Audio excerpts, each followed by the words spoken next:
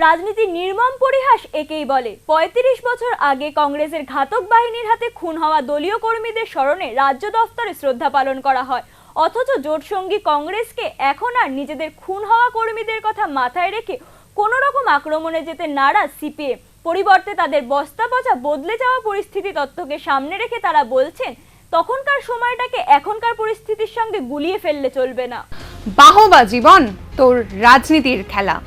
মাত্র ২৪ ঘন্টা আগে সিপিএম এর রাজ্য দফতরে বীরচন্দ্র মনু এলাকায় খুন হওয়া ১৩ শহীদের স্মরণে শ্রদ্ধা দিবস পালন করা হয়। সিপিএম নেতৃত্ব এখনো অভিযোগ করেন, কংগ্রেসের ঘাতক বাহিনীর হাতেই নিহত হয়েছিলেন তাদের দলীয় কর্মীরা, অধুনা যারা কিনা তাদের জোট সঙ্গী।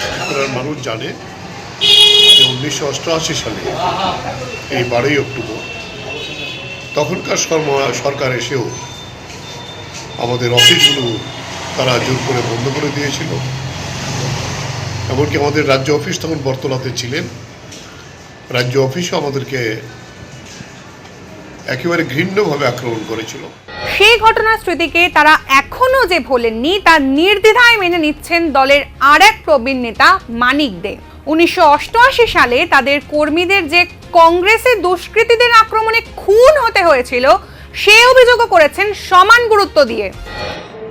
সন্ত্রাসবাদীদের সাহায্য নিয়ে, টিএনবি সন্ত্রাসবাদীদের সাহায্য নিয়ে কংগ্রেস দল তখন ক্ষমতায় এসেছিল, যেটা একদিকে টিএনবি সন্ত্রাসবাদীরা জঙ্গলে থাকতো আর প্রকাশ্য তাদের পার্টির নাম ছিল একটি বড় উপজাতি যুব সমিতি।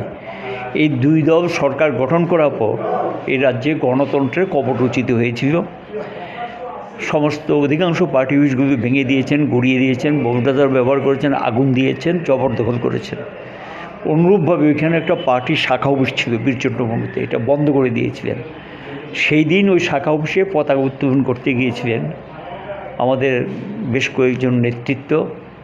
সেখানে লক্ষ্য গেল, যখন পতাকা উত্তোলন করতেছিলেন তখন তারা আক্রমণ সংঘটিত করলেন এবং এই আক্রমণে সেখানে নিহত হলেন ১১ জন সিপিএমের নেতা কর্মী, নৃশংসভাবে খুন হয়েছে। কিন্তু ভোটের ভেলকি অন্য কথা বলে, তাই আজকের সময় দাঁড়িয়ে লাল ঝান্ডার ধ্বজাধারীরা পুরো ৩৬০ ডিগ্রি ঘুরে যাচ্ছেন।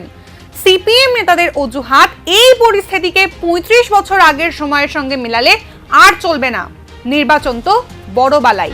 দুটোকে এক করবেন না, দুটো এক করবেন। তখনকার পরিস্থিতিতে দাঁড়িয়ে তখন ছিল একটা বক্তব্য, এখনকার পরিস্থিতিতে ভারতবর্ষে অনেক পরিবর্তন এসছে, অনেক কিছু ঘটে গেছে। কাজে ঘটনার প্রবাহের উপর এটা হলো গিয়ে কৌশলগত অবস্থান। কৌশলগত অবস্থান মানে মূল যারা গণতন্ত্রের শত্রু তাদেরকে কোণঠাসা করার জন্য সেখানে গিয়ে এটা কৌশলগত অবস্থান।